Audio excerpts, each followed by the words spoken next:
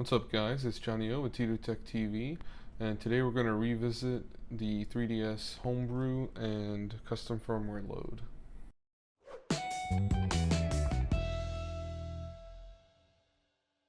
Last week I uploaded a video detailing how to homebrew and install custom firmware to your 3DS. A day or two later they updated the guide that I used to record this. So this is going to be an update video to just go over the updated guide and the updated procedure to make sure everything's one for one with the guide here at 3ds.guide. So once you get here, you'll see you got this get started button, but before we go there, let's go ahead and take a look a little bit further down the page. If you're new to homebrew or custom firmware at all, they have a great blurb down here that kind of explains what it is and what it can do for you, what you can accomplish with it. And they also give you a what do I need to know before starting. And this right here is probably the most important thing to know before you get started trying to homebrew or install a custom firmware on really anything. Before beginning the guide, you must know the risk of 3DS hacking. Every time you modify your system, there's always the potential for an unrecoverable brick. They're rare, but still a possibility, so make sure you follow all directions exactly. So guys, I recommend you go ahead and watch through this video, read through the guide, and get familiar with the process before you start trying to do anything to your 3DS. So let's go ahead and get started. First thing you're going to do is pick whether you have a new or old 3DS. I'm using the new 3DS XL. And then you're going to select your where your firmware falls into in the range. So I'm on 11.2, so we're going to go ahead and select this option. So I already have my SD card loaded up in my computer, and I'm actually doing this for a buddy of mine. He's already had some stuff done with his, but he's been upgraded to 11.2, so we've got to do the new version of Homebrew, and I'm going to get Luma set up on here for him. So what I recommend doing is going through the guide and getting everything downloaded first, and then putting it on a folder somewhere on your computer organized by which step it's in. So the first one here is going to be the starter kit. That's just going to download starter.zip to your computer, and when you extract it, you're going to be left with this 3DS folder and boot.3dsx. So we're going to go ahead and copy that over to the root of the SD card. So I'm going to go ahead and tell it to replace. Alright, next is going to be to get SoundHax. So you click on that link and it takes you to the SoundHax website. So two things here: make sure you choose the correct region, and make sure you choose the correct model, and then download. Also, while you're here, you may want to wait until after you get the SoundHax installed, but if you appreciate the work that was put into this, I would recommend go ahead and donating, because that'll help keep the developers motivated to continue the work. Alright, so once you've got SoundHax.m4a downloaded, we're just gonna take that and paste it right over here into the root of our SD card. Then you're going to download other app. So when you download the other app.bin, before you get to the download, you're going to select in this drop down picker whether you got old or new, and then what firmware version you're on, and then click download. So when it downloads, it's going to have a different name, N3DS, and a bunch of gibberish, or O3DS, depending on whether it's new or old 3DS you've downloaded for. So what I would do is go ahead and as soon as you download that, if you're going to pre-download everything like I recommended, go ahead and rename it up front so you don't forget later on which file is the correct one. So here I've already renamed it to otherapp.bin, and we're just going to grab that and also put that in the root of our SD card. And so that's it for this step. We're going to go ahead and close this out and make sure you eject your SD card from your computer. And then we're going to reinsert into our 3DS, and we're going to power on. So once we're into the 3DS, number one, make sure you have internet access. Make sure your Wi-Fi is turned on and you're connected before we start the process here, because we don't need it right now, but you are going to need to be connected to the internet for one of the later steps. So we're going to go ahead and open the 3DS Sound app and just bump through these menus here and go ahead and go to your SD card and play the Heart Nedwill 2016 file, and you will see it loads you into the Homebrew launcher. Just a quick note, if whenever you go to launch SoundHax for the first time and you end up with the flashing screens but it gets stuck on one of them, it freezes, don't panic, just shut down by holding the power button down, power back on, and try again. The first time I did it on my new 3DS, it froze on me, so I powered it down, powered it back up, and it launched perfectly fine every time after that. Never had an issue after the first time. Once you're in the Homebrew launcher, go ahead and remove your SD card. Make sure you don't exit out of here. Alright, and then we're gonna go back to our computer with the SD card, and we're gonna want to get the latest release of Decrypt 9, SafeHax, and FastHax. So I'm gonna go ahead and jump over to my Decrypt 9 folder. If you don't already have it, create a new folder, and we're gonna name it Files 9. Alright, and then in the 3DS folder, you're going to want to grab FastHax and SafeHax. Throw those in there.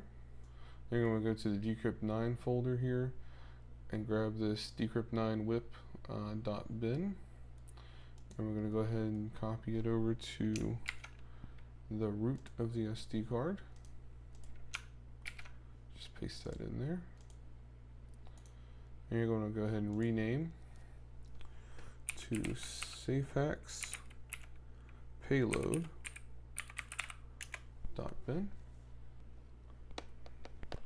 So you're going to reinsert your SD card into your DS. And the first thing you want to do is launch FastHax. So that's going to be right here. And then we're going to press start to continue. And then we're going to go down and find SafeHax.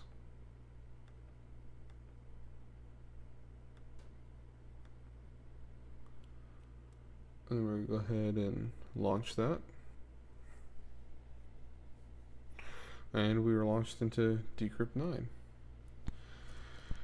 Alright, so we're moving right along, guys. We're going to go to the next step, the 2.1 CTR transfer. Right, so for this step we're going to want to still be in this Decrypt 9 menu. So we'll go ahead and press select on our 3DS. This will unmount the SD card so we can go ahead and eject it. And then once you're back over to your computer with your SD card inserted, go ahead and go back to your 2.1 CTR transfer. Then we're going to grab this .bin and .bin.sha folder. Don't worry about the fact that it's named O3DS. It's the same file for old and new 3DS. So we're going to copy that over into the Files 9 on our SD card.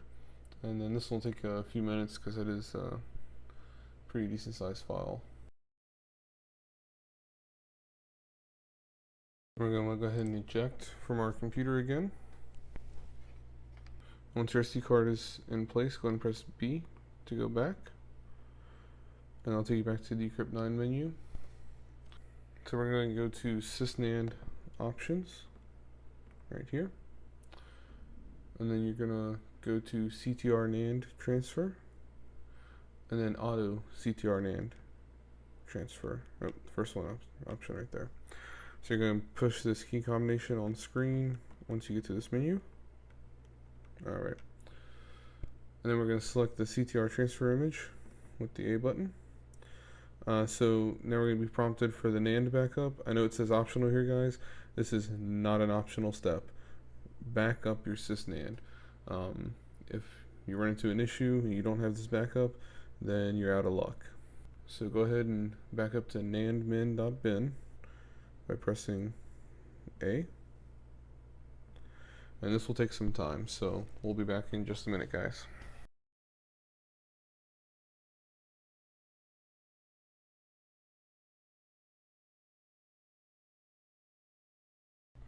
Alright guys, once the transfer is complete and you get the succeed message, go ahead and press B to return. Then we're going to press select to eject our SD card again. Alright, so once you get your SD card loaded up again, we're going to go ahead and delete the CTR transfer files from our Files 9 folder on the SD card. Then we'll go ahead and press start to reboot the system without the SD card in. So while you have the 2.1.0 firmware loaded, you'll have to boot without the SD card in, otherwise it'll fail every time. Also, do not put it into sleep if you're running the new 3DS. If you have a new 3DS and you're on the 2.1.0 firmware and you put it to sleep, it is known to cause an unrecoverable brick. So please, whatever you do not close the lid until you complete the process. Alright, so the next step is going to be installing ARM9 loader hacks. And we want to go ahead and back up the files9 folder. So what I'm going to go ahead and do is actually go to my folder here. I'm going to make up a 4 and paste it all in there. I'll name this one after. And I'm just going to go and back up the whole thing, because why not? Alright, so once we're done backing up, we're going to create a new folder on the root of our SD card. And we're going to name it CIAS. And then we're going to delete the 3DS folder from the root. We will copy the contents of starter over again.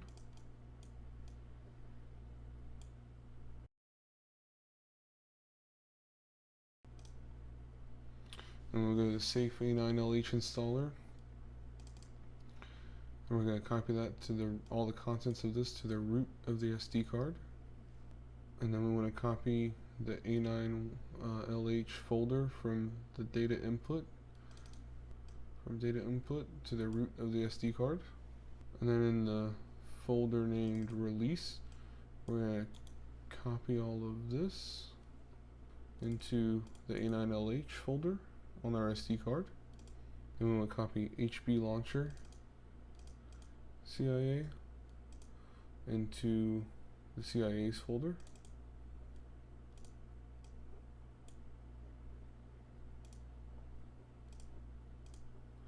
And same thing with the Luma updater.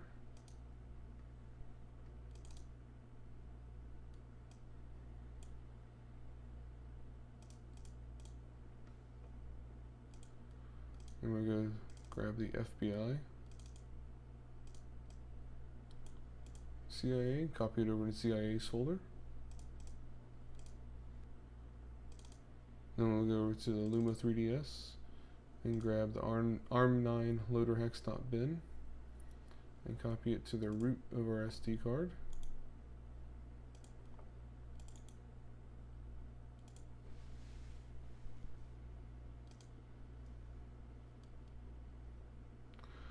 Then we're going to create a new folder.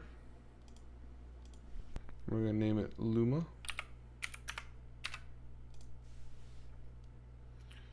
And then we're going to go inside that Luma folder. We're going to create a new folder. And we're going to rename that Payloads.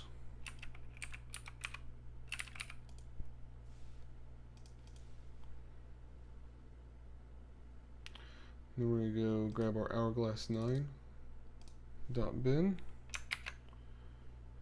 And we're going to put it in this payloads folder.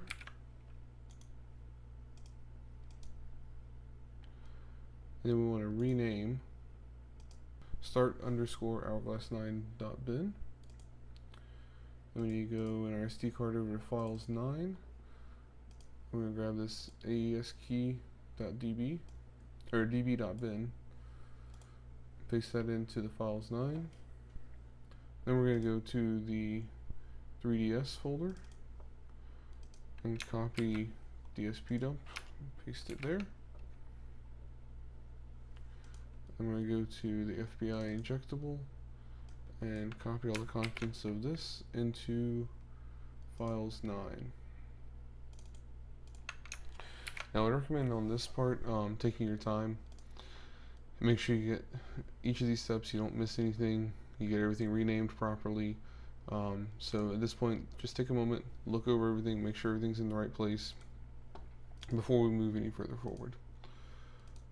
Alright, so we're going to go ahead and eject this SD card. So guys, don't be surprised if while you're on the 2.1 firmware, you get these flickering screens or odd colored screens like this, and it's, boots very slowly and goes into menus very slowly. That's expected behavior. Once we flash back to the 11.2 firmware, you won't have this issue anymore. So we're going to go to the web browser. So we're going to go to 2xrsa.3ds.guide, hit confirm, and you'll see it's going to start loading the browser hacks.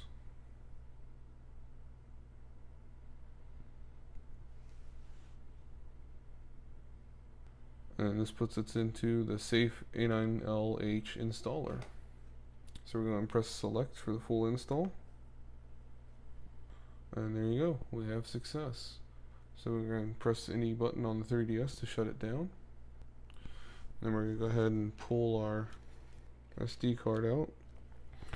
So once you get your SD card out and back into your computer, you're going to go and find the otp.bin from the A9LH folder.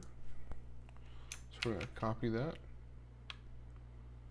Then we're going to put it in our backup folder for safekeeping. So this otp.bin file is specific to your 3DS. You cannot use anybody else's OTP file, and they cannot use yours. If you do, it will brick the device, guaranteed. Alright, so let's go ahead and put our SD card back into the 3DS. So next we're going to hold select while you power up, so we can boot in and configure Luma3DS. So we're going to get this back into frame for you guys. So we're going to use the A button on the D-pad to select Auto Boot Sysnand.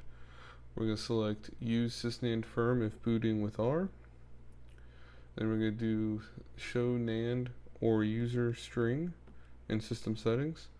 And since I'm on the new 3DS, I'm going to go and come up here and set this new 3DS CPU to Clock plus L2 setting. So this will increase frame rate in games, but it could cause some instability in others. So if games don't work properly, just go ahead and hold select on while you boot up to get in this configuration menu, and you can go ahead and disable that option and try again if you have any issues. So now we're going to go ahead and press start, and that's going to save and reboot. And so you see I got this error, an error has occurred, failed to mount CTR NAND. That's fine, just go ahead and press any button to shut down. So now we're going to go ahead and hold start this time while we boot up, and that'll enter Hourglass 9. There we go. I'm back in the frame real quick. So now what we want to do is go to sysnand backup and restore. Then we're going to go to restore, keep A9LH. Then we're going to left, up, right, up, A. And so now we're going to restore from our nandmin.bin. This will take just a minute, so we'll be right back whenever it's complete.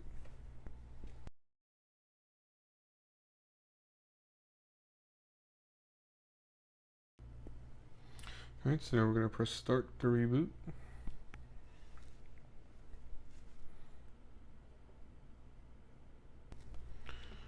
We're going to go into system settings.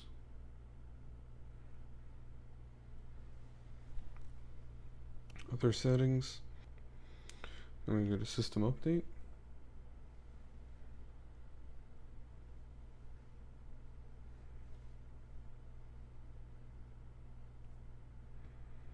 And of course we're on the latest firmware, so we just get system up to date. Alright, so now we're going to go ahead and shut down.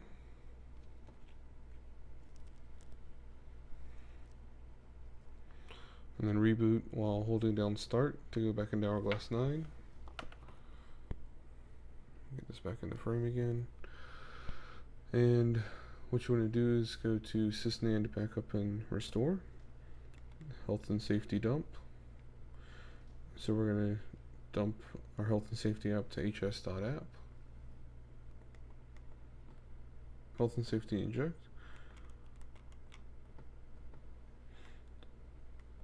And then we're going to pick the FBI injectable. Just make sure you select the correct injectable for your region, and then we're going to press start to reboot. So once we're back in the system, we're going to go ahead and go to our health and safety app, which is now going to be FBI. And we're going to select SD, CIAs, and then we're just going to go down the list and install FBI, install CIA, yes.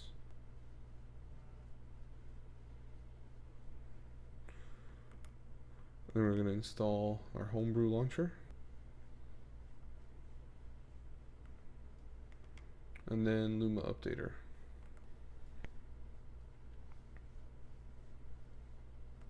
Then you want to go back to the SD directory by hitting B and navigate to ARM9 loader hacks right here. Then we're going to press A, and we're going to copy it. Then we're going to go back to CTR-NAND, and we're going to select current directory and paste. Say yes. Then we're going to exit with the home button.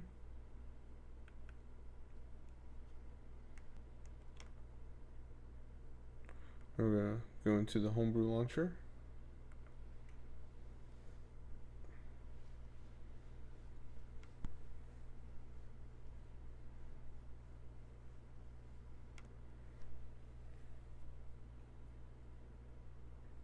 Then we're going to go ahead and select DSP dump and then press start to exit.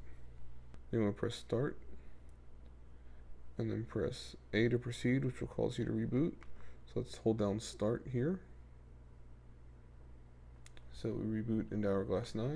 Then we're going to go to sysnand backup and restore. And we're going to go to health and safety inject. Then we're going to re-inject the hs.app. We're going to press B to return, and then we're going to press select to unmount, and then we're going to eject and press start to reboot without our SD card installed. So this will by default send us to the Luma3DS configuration. So we're going to go down to show NAND or user string in system settings and select that with A. And if we're on a new 3DS like I am, we're going to go ahead and select the clock plus L2.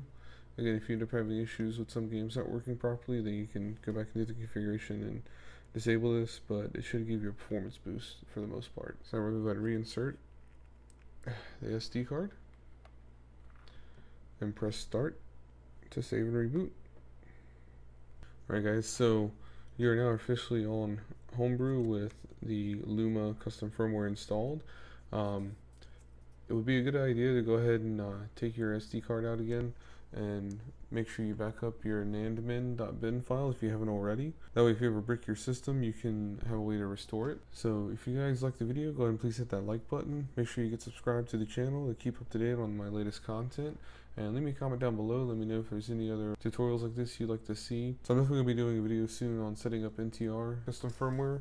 For those of you who don't know, if you have a new Nintendo 3DS and you load the NTR custom firmware, you will be able to stream your gameplay over Wi-Fi to a PC, which would then allow you, without a hardware mod, to either record your gameplay or live stream your gameplay footage to Twitch or YouTube. So like I said, go ahead and leave me a comment down below. Let me if you guys are interested in that. Hit that like button if you want to see an NTR tutorial video, and get subscribed to the channel. Until next time, thanks for watching.